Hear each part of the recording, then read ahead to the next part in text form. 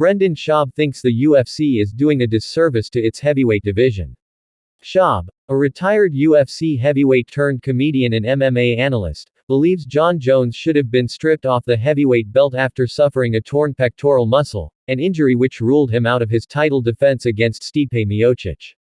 Jones 271 MMA, 211 UFC, and Miocic 204 MMA, 144 UFC, were supposed to headline UFC 295 at Madison Square Garden in New York on November 11, a card that celebrates the UFC's 30th anniversary.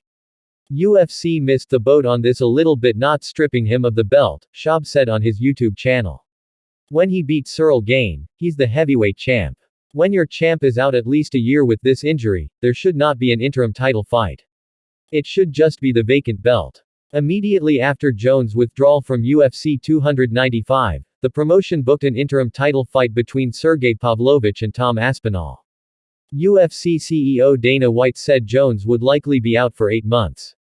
Schaub believes the UFC is underestimating the severity of a torn pec and expects Jones to be out for much longer, which is why he thinks Jones should have been stripped.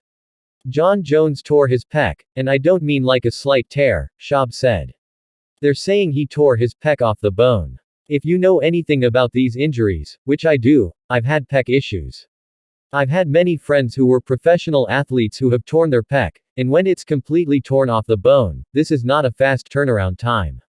The UFC said minimum 8 months. Minimum. That's assuming he has surgery. They have to open up and reattach that muscle to the bone.